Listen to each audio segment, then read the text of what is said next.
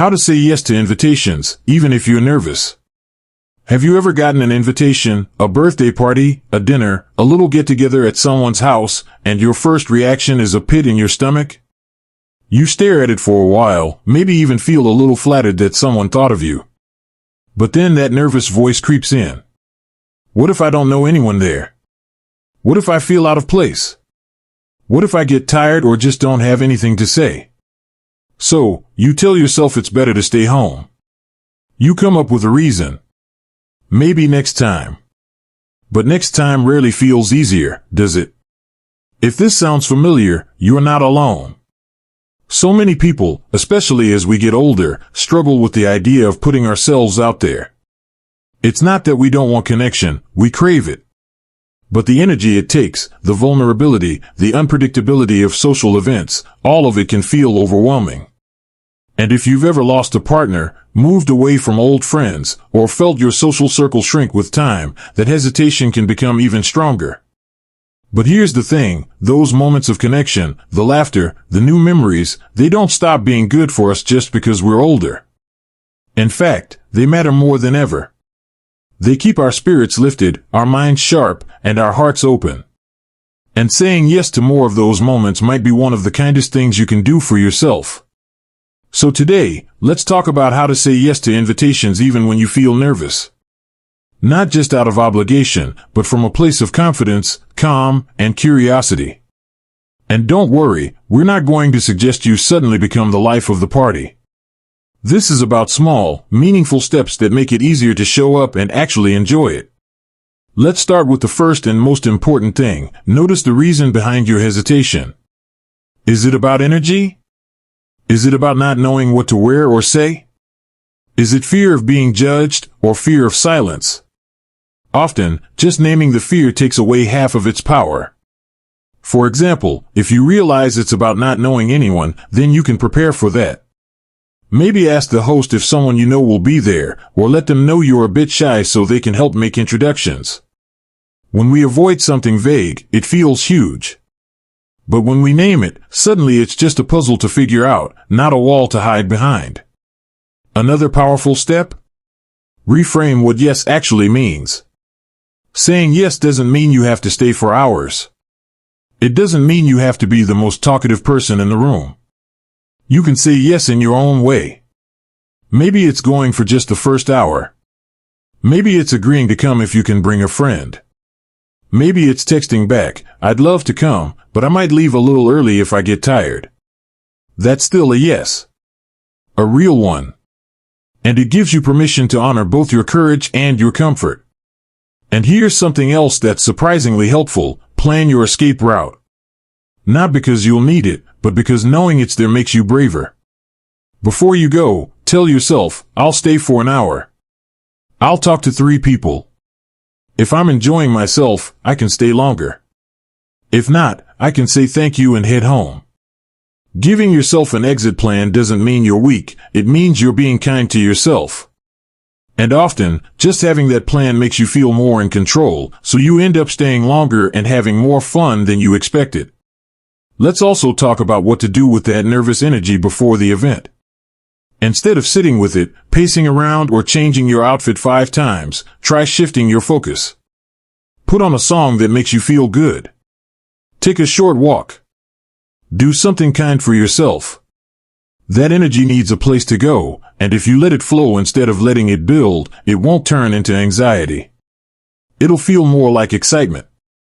Because sometimes, that flutter in your stomach, it's not fear. It's anticipation. You just haven't told your body the difference yet. And when you do show up, because I know you can, remember this, no one is looking at you the way you think they are. Most people are too wrapped up in their own insecurities to judge anyone else.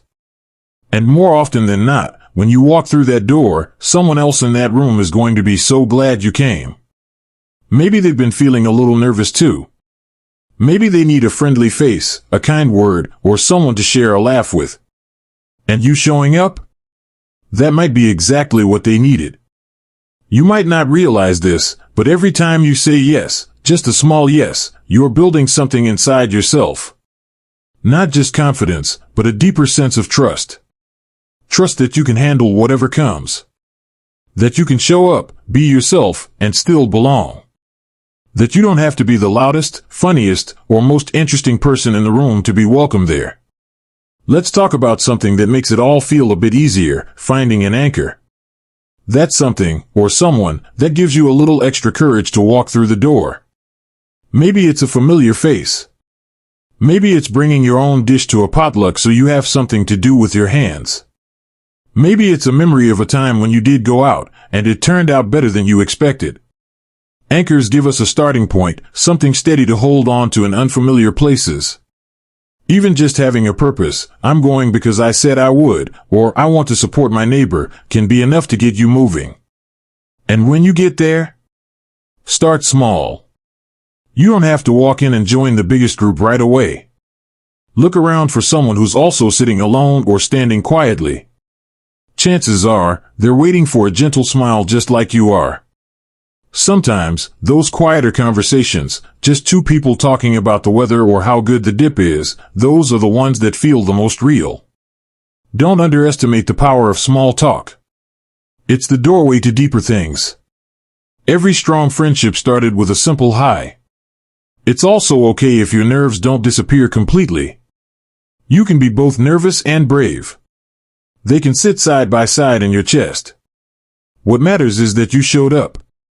That you gave yourself the chance to experience something new. And here's the truth, the more often you do it, the less power that nervous voice will have over time. Not because the world suddenly becomes easier, but because you become stronger. You'll have proof, from your own life, that showing up brings rewards. And remember, your presence matters more than you know. Sometimes we tell ourselves a story like, they won't even notice if I don't come, or I don't add anything by being there. But you do. Your kindness, your wisdom, your humor, your energy, those things are valuable. People remember when you show up. They feel seen when you take interest in them. Even if you don't say much, just being there sends a message, you matter. This connection matters. Now, I want to share something that might surprise you. One of the easiest ways to feel more comfortable in social settings is to shift your focus off yourself. When we're nervous, we tend to zoom in on our own thoughts. How do I look? Am I talking too much? Am I boring? But when you flip that lens outward, when you start noticing the people around you, asking questions, listening with warmth, everything changes. People feel it when you're genuinely curious about them. And suddenly, the conversation isn't about trying to impress. It's about making a connection. And you're good at that. You've had a lifetime of learning how to make people feel at ease. You just forgot, for a moment, how natural it is. Another thing that helps? Practice outside the big events. Say yes to smaller invitations, a cup of coffee with a friend, a walk with a neighbor, a quick visit to a local class or gathering. Those little yes build your confidence. And they also remind you that not every social moment needs to be a grand occasion. Sometimes the best connections come from the quietest, simplest moments. And let's not forget, every invitation is an opportunity. Not just to see others, but to see yourself differently. You might discover a new part of yourself when you step into new spaces. Maybe you realize you still love music, or you're better at telling stories than you thought. Maybe someone laughs at something you say, and it surprises you in the best way. These moments are reminders that life still has plenty of room for joy, surprise, and even delight. The truth is, it's easy to shrink our world as we age. To stick with the familiar, the comfortable.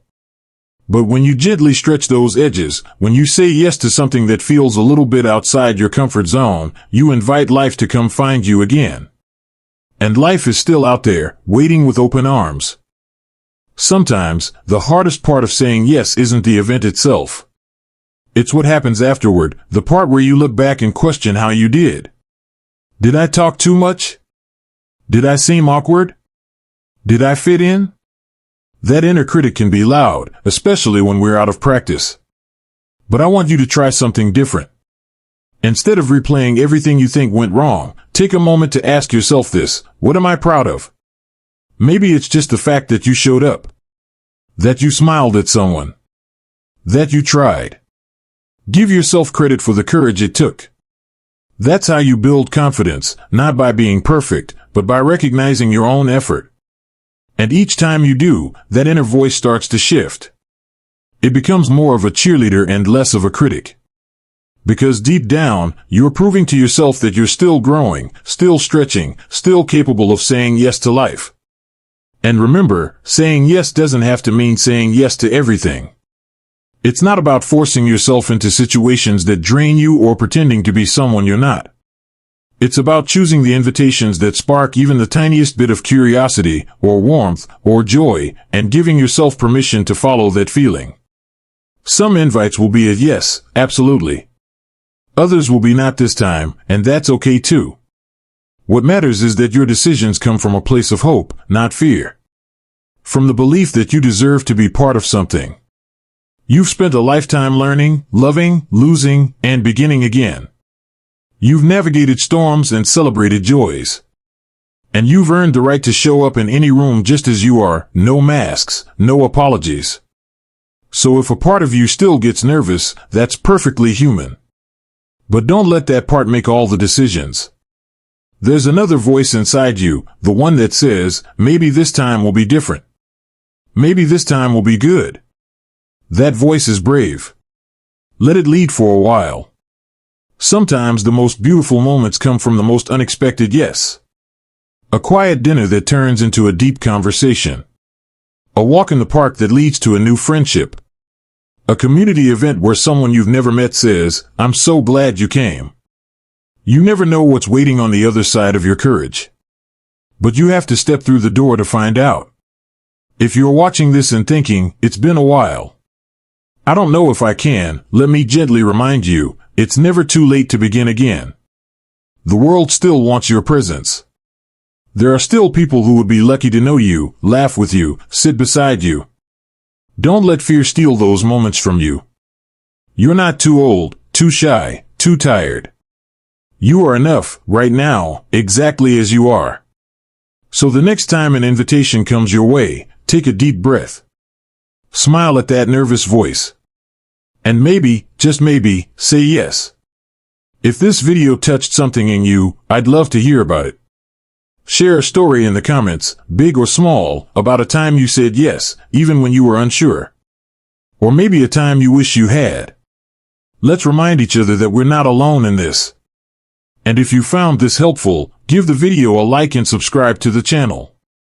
We're building a space here for support, for encouragement, for honest conversation, because growing older doesn't mean fading out. It means leaning in. To connection. To joy. To possibility. You still matter. Your presence still matters. And the best chapters might just be the ones you haven't said yes to yet. Here's to showing up, one yes at a time. Here's to living your best life, at any age.